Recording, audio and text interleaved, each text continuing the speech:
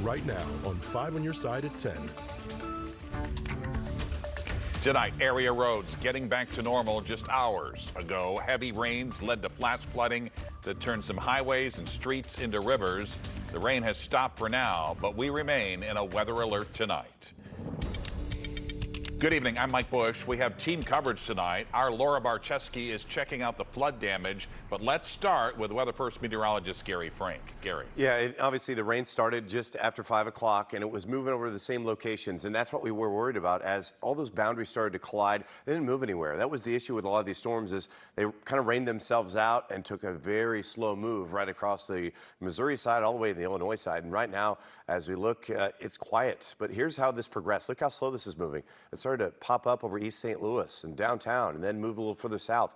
And you'll see that same area in the red for hours upon end. It took a while to get out of it. And because of the slow nature of those storms, that's why we've had flash flooding. Now, that flash flood warning has been allowed to expire for St. Louis City and St. Clair County, but there still are a couple of areas on the Illinois side, Fayette, Montgomery County, and also in Marion County until 11 o'clock. I do want to share some good news with you. Obviously, we have another hour or so, but look at the precipitation rates. They're down to about 1/3 of an inch to 1/2 an inch per hour. No more oranges and reds, or they're not as plentiful, and that's positive for us moving forward because I think the back edge of this rain has about another 15 minutes or so left. So now through Monday, the severe threat is over. We are going to see that heavy rainfall continue to wind down within the hour, and we do have some dry time overnight, so I think you can go to bed not worrying so much about this, but there is more rain in the forecast. We'll track that and also talk about specific totals and how this all set up.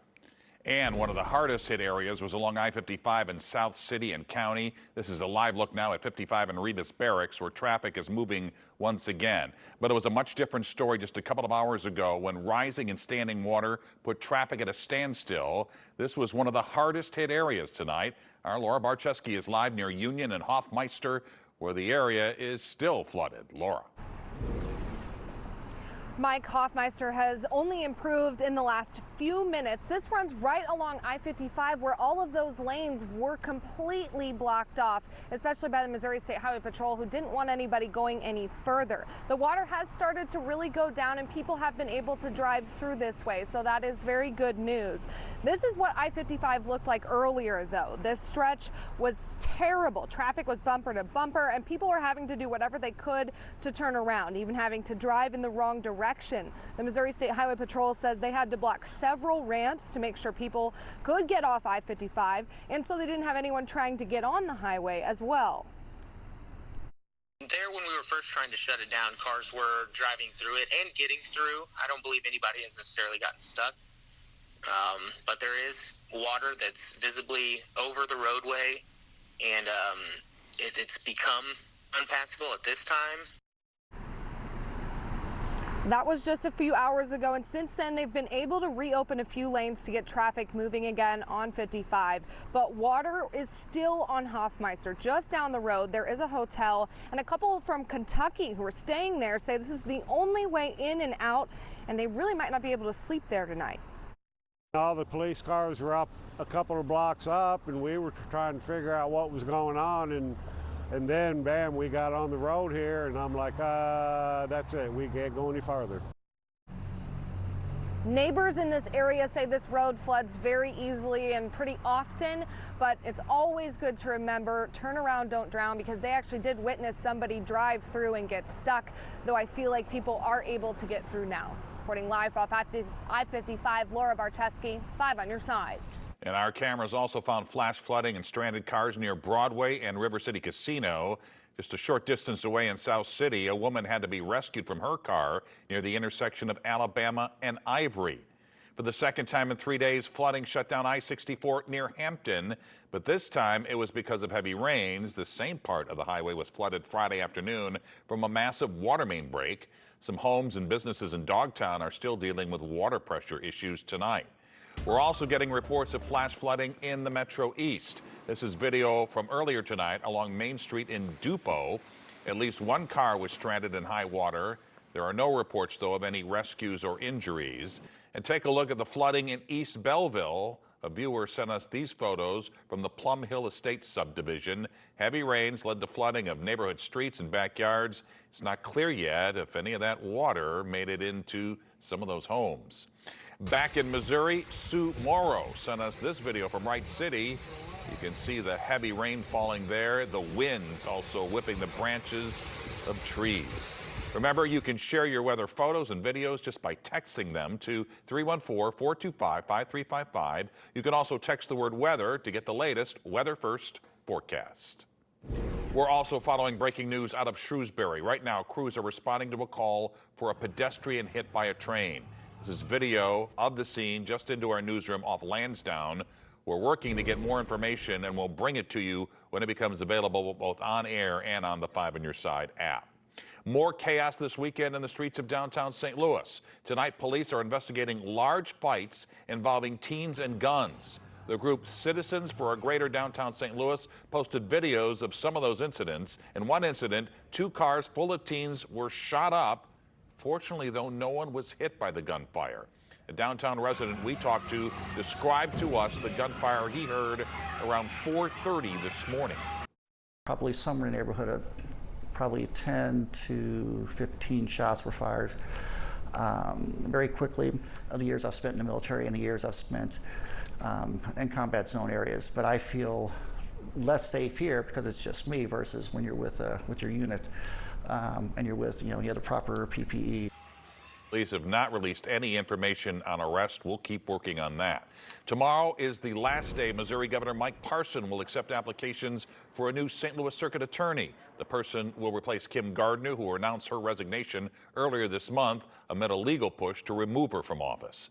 Governor Parson hopes to have a replacement in place by the time Gardner leaves office on June 1st. They will serve the remainder of her term through the end of 2024. Tonight, presidential politics in the bi-state. On his way to Iowa, Florida Governor Ron DeSantis made a stop in Illinois where he spoke to a crowded room of Republicans for the Lincoln Day dinner. And our political editor, Mark Maxwell, was there. Nearly 1,200 Republicans packed the Peoria Civic Center Friday night, buzzing to see Florida Governor Ron DeSantis. I think his presence here tonight is showing an alternative. Dan Brady and new House Republican leader Tony McCombie expressed anticipation DeSantis might run for president. I'm looking forward to a very robust primary. But can a Republican win in a state Donald Trump lost twice by 17 points? Well, maybe this new guy here will announce. DeSantis did not announce on stage, but did talk about his future. I have only begun to fight. And without saying Donald Trump's name, took aim at what he called a culture of losing. Republicans have fumbled a number of elections for many cycles now. When you're governing, it's not about entertainment. It's not about building a brand. It's not about virtue signaling on social media. Just outside, He's not welcome here. He's not going to play in Peoria. We do not want you in the White House. demonstrators marched in drag, protesting Florida's crackdown on classroom discussion about sexual orientation or gender identity. We're just trying to show that we're accepting of everyone. Inside, DeSantis pitched himself as a liberty-loving freedom fighter. And freedom is worth fighting for. He slammed the use of government control over society during the pandemic. We chose freedom over Fauciism. Then pivoted to promoting government control over curriculum in the classroom. And I see the education issues as being central. Kids should just be able to be kids without somebody trying to shove an agenda down their throat. Because the woke represents a war on truth, we have no choice but to wage a war on woke. Back outside. Our history of this United States should be about everybody, not just white people. Grandparents Julie and Conrad Ozog spent their careers teaching students to show empathy and love their neighbors. People are trying to take that away, and I don't understand what's wrong with that. They described Florida's ban on abortion after 6 weeks as a limit on freedom. Women should have the right to figure out with their doctors and their God what they want to do with their bodies. We took a closer look at DeSantis' speech. He spent 42 minutes on stage, but spent just 3 seconds of that time quickly glossing over Florida's abortion restrictions. Trump and DeSantis, meanwhile, are competing to rack up endorsements in Iowa, but it was Congressman Darren LaHood, a 2020 Trump campaign co-chair, who hosted DeSantis and described him as a winner. Tonight, a special Mother's Day edition of Making a Difference. Like mother, like son. The legacy of a late drama teacher in the Metro East lives on, both on the stage and in her classroom. Significant flooding tonight from very slow-moving storms, which there are still flash flood warnings in place for, but more rain off to the west. How that impacts us overnight and over the next 36 hours. Mother's Day, we take you behind the scenes of a high school musical. But this production has a special spirit behind it. As you'll learn in tonight's Making a Difference report, on opening night, a remarkable legacy took center stage. Just taking the foundation and putting it on your finger and then rubbing it in makes it blend better. At Marquette Catholic High School in Alton, if you ask for the time, they'll tell you We've been working really hard on this the past few months. it's showtime. The curtain's about to come up on a student performance of Peter Pan. Our mateys. It's a big undertaking. More than 30 kids will be on stage tonight, There's something grand to the idea. and almost as many backstage. But as much as this production is likely to make some memories, it's also honoring one. The first thing is we're gonna warm up. Brett Klaus is Marquette's music and theater director. Now let's do. And he knew putting on this play would be as daunting as trying to catch a shadow. But it's one he had to try. Good, let's do finale ultimo on those last two measures of the show. I have yet to do a show of hers, and this was one that she did that people still 20 years ago remember. They remember that show, and they remember Ruth Klaus, Brett's mom. Her legacy is huge. Ruth Klaus held the spotlight as head of Marquette's drama department for almost 30 years. Oh, Peter, a button. The school principal was in his opening act as a teacher when they first met. I want always to be a little boy and to have fun. If you met her, she could change your life. I learned some of the most important lessons as a new teacher from her about how to interact with students, about how to hold those firm lines. But a few years ago, when Ruth was diagnosed with pancreatic cancer, Brett put his own theater career on hold to take care of her, eventually becoming the ultimate understudy. I swore my life I would never teach high school because I saw how hard she worked. Somehow in this, I found fun and joy, and so now I just want to give these kids every opportunity that I can. Hi. 2 tickets. All right. To make this Peter Pan revival happen, the school community raised close to $20,000 to pay for effects like flying harnesses and cables. Peter Pan was actually my favorite Disney movie when I was younger, so when we were doing it, I was like, oh my gosh, I'm so excited. I'm flying, flying, flying, flying. And even though most of the kids in this musical never knew Mr. Klaus's mom, they know they're taking flight from a stage that now bears her name. We can see the passion that he's putting into it, and we feel her here. Peter Pan the musical is about the value of childhood, the power of imagination, and the importance of family. Now come on, boys. Shake hands with your new brothers. Messages the audience will take home with them. I just hope that they see how fun things can be when you work together and just have a little faith, trust, and pixie dust. A drama teacher carrying on a legacy, inspiring a new generation of young performers to take flight and pursue their dreams. I hope that they feel the love that I have for my mom, and I hope they feel on some level the love my mom had for this school and for this program.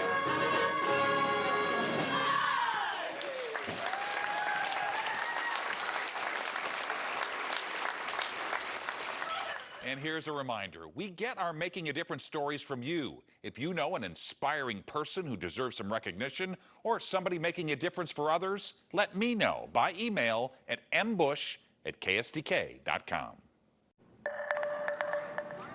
Well, MyFest wrapped up at Grants Farm today. The German celebration of spring featured a live German brass band, food, and of course lots of beer.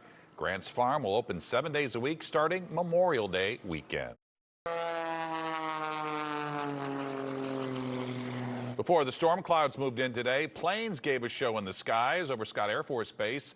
After being unable to perform yesterday, the Blue Angels were able to take off. Let's get back now to meteorologist Gary Frank. Joining us now with that Weather First forecast. It's been a busy day again, Gary. It was, and it was more of a widespread rain this time, and it moved a lot slower than yesterday. But good to see now that we get 55 in Rivas Barracks looking much more normal than it did earlier. And I want to show you the time lapse of what occurred. And this is probably the best one looking from Worldwide Technology Raceway. And you can see this specific storm over South County and right across the river, and it just sits here. And you'll notice how it's not really going anywhere. Yeah, it has a little bit of a southeast movement, but notice how it's just kind of sitting there and just dumping rain and continuing to develop. And that, I think, is the best illustration of why we had such significant rain. These clouds are not moving very quickly. This is about a 5-6 hour time lapse. And then finally that storm pushed through, and then you see things clear out. But that's one of the reasons that we had the most significant rainfall, which is almost come and gone here at this point. Past 9 o'clock, that has cleared across the river and now is on the Illinois side. There still are a couple of areas that are under that flash flood warning until 10:45 and 11 o'clock. And what you'll notice is that for the most part, our rain accumulation there is at least 3 inches. I think some of the radar estimated precipitation maybe is not as great as what is really being collected at the surface. And that's impressive because look at all these areas with that slow moving storm from Afton, Sunset Hills, and even in Richmond Heights. But this was really concentrated in South County, right across the river, specifically 255 and Dupo. That's where we had the heaviest of rainfall, where we had somewhere between 3 to 6 inches of rain. You look at that specifically, that shows up here on radar estimated precipitation, like I said, but a lot of this was in about a 3-hour period, and that's where the flash flooding comes from. Of course, now all of it is started to recede if it hasn't already, and we're going to look ahead to drier conditions tonight. And I think that while we'll still deal with a little bit of rain, it will not be as significant, and it won't really do too much for those areas that have already been flooded, right? So I think we'll see a few light showers in the overnight hours, but this is not anything too significant. I think it's much quieter. So tonight, a passing shower, just be prepared for it. But after that, I think what we'll look at is for this entire system still. I showed you this yesterday. It was moving in a different direction, and watch how these storms developed, and we're starting to turn to the back edge of this thing, where I think we're almost out of it, but we still have to deal with it for another 36 hours or so. And as a result, a few showers around in the early morning hours. Dry time tomorrow for your commute, but the second half of the day, especially late night, I think we get the last little burst of that. May hang around Tuesday morning. I don't think it looks quite like this, but areas north that didn't get quite as much rain will get in on this. So for the next few days, we go from the mid-70s, showers especially late, and then early Tuesday, we're out of that pattern, back into the 80s, drying out, and then maybe open up the windows again by next weekend. It's a little cooler and much, much drier. Drying out. Yes, Sounds indeed. good. Gary, thank you. Overcoming your Wi-Fi woes. Tonight, affordable ways to fix the dead zones in your home. A tragic story tonight out of western Missouri. A 1-year-old girl is dead after being hit by a train. Happened yesterday morning in the town of Hardin. That's just east of Kansas City. According to the crash report, the toddler was on the tracks when she was hit. Police have not said how she got there. A live look tonight at the U.S. Capitol, where time is running out for Congress to take action on the debt ceiling.